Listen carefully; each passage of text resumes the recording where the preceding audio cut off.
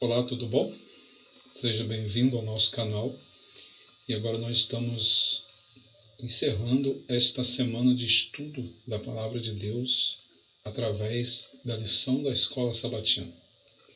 Essa semana nós estudamos ali a derrota dos assírios, quando eles cercaram Jerusalém e prenderam lá os judeus, juntamente com o rei Ezequias, e nós vimos a forma miraculosa e poderosa que Deus usou, para libertar os judeus, salvar a cidade e ainda curou o rei Ezequias.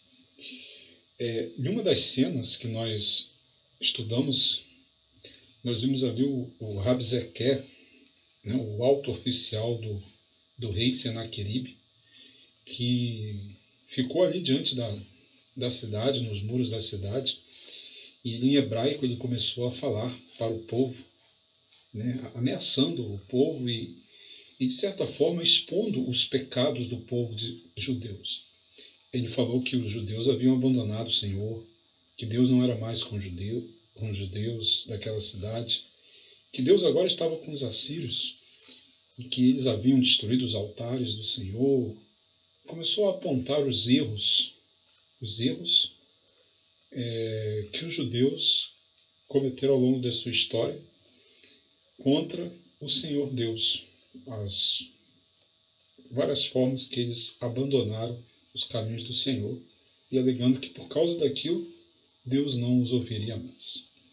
Isso nos chama a atenção e nos leva para uma passagem interessante que está em Zacarias capítulo 3, versículo 1, que diz assim, versículos de 1 a 5 na realidade: Deus me mostrou o sumo sacerdote Josué, o qual estava diante do anjo do Senhor, e Satanás estava à mão direita dele, para se lhe opor.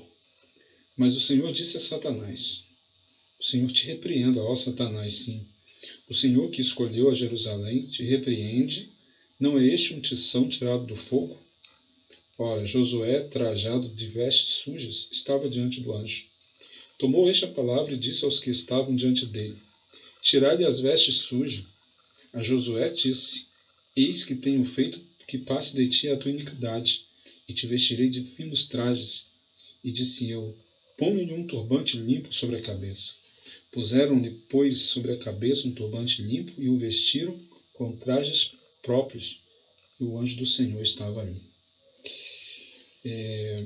Assim como aquele Rabzequer estava ali acusando os judeus de pecarem contra Deus, e mesmo depois de toda a reforma que Ezequias havia feito durante 14 anos de governo, ele havia destruído os altares dos deuses pagãos, ele havia feito uma reforma espiritual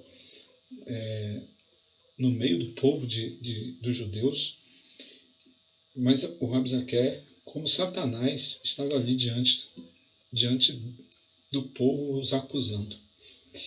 E essa ilustração que nós temos aqui, essa visão, melhor dizer, essa visão que o profeta Zacarias teve aqui do sumo sacerdote Josué, resume a obra de Satanás, que é a obra de acusar os filhos de Deus diante do Senhor. Ele olha para Deus e ele aponta os nossos pecados, e ele diz que nós não merecemos a salvação, que nós somos pecadores demais, que nós estamos sujos, que nós somos indignos de Deus. E da mesma forma que Satanás acusa, nós temos alguém que nos defende. E aqui diz que o anjo do Senhor, que está aqui na Bíblia, se você olhar, está em letras maiúsculas, uma clara referência ao nosso Senhor Jesus Cristo. Ele está ali diante de Satanás, ou melhor, Satanás diante dele, fazendo as acusações, e então ele vira para Deus e fala assim, para Satanás, e fala assim: O Senhor te repreende, Satanás. O Senhor te repreende. Não é este um tição tirado do fogo? Sim, para aqueles que aceitam a Jesus como Senhor e Salvador de suas vidas, para aqueles que vivem de acordo com a vontade de Deus, o nosso perdão é garantido. Eu gostaria de ler uma outra passagem com vocês, que está em Romanos 8, versículo 1. Veja só. Antes, porém, se você ler o capítulo 7 de Romanos, você vai perceber que Paulo está falando da vida espiritual, da difícil vida espiritual, que é quando você quer fazer a vontade de Deus, mas não consegue.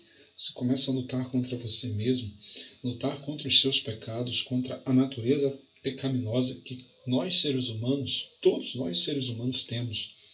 E você luta e não consegue. Paulo chega a afirmar no versículo 19 do capítulo 7, ele diz assim, olha, porque não faço o bem que prefiro, mas o mal que não quero, esse faço. Ou seja, ele diz que, no verso 21, ao querer fazer o bem, encontro a lei de que o mal reside em mim. Porque no tocante ao homem interior tenho prazer na lei de Deus. Mas aí os nossos membros, ele diz, fica ali lutando contra a lei de Deus que está no nosso coração e essa natureza pecaminosa tentando nos forçar a viver em pecado. E Paulo chega a dizer assim, olha, desventurado homem que sou, quem pode me livrar do corpo desta morte? E ele diz, olha, mas graças a Deus por Jesus Cristo, nosso Senhor. Ele dá graças a Deus por Jesus Cristo. E o capítulo 8 começa dizendo assim, verso 1, agora, pois, já nenhuma condenação há para os que estão em Cristo Jesus. A partir do momento que nós estamos em Cristo, não basta somente você dizer que aceita Jesus. Você precisa estar em Cristo. Lá em João, capítulo 15, Jesus ele fala sobre isso. Eu vou ler com vocês aqui, ele diz assim, olha, ele começa falando ali sobre a videira, né?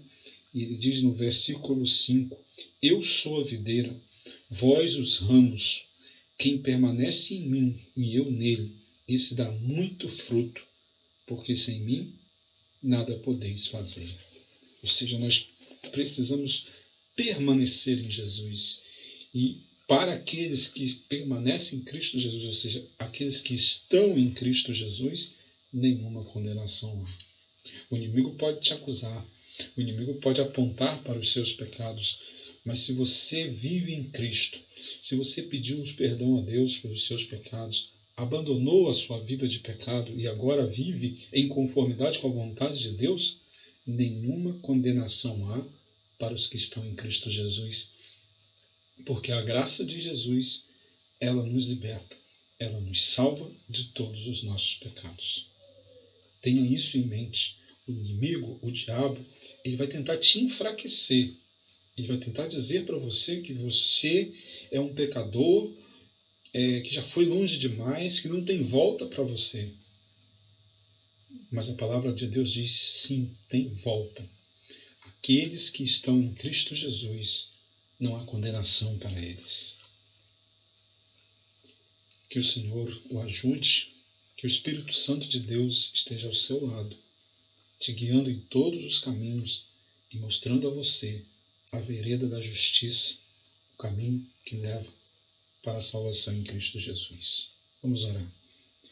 Obrigado, Senhor Deus, por tua promessa de salvação, por tua promessa de libertação. Acreditamos que estamos salvos em Cristo, pois o sangue de Jesus nos purifica de todos os nossos pecados. E oramos ao Senhor, em nome de Jesus. Amém.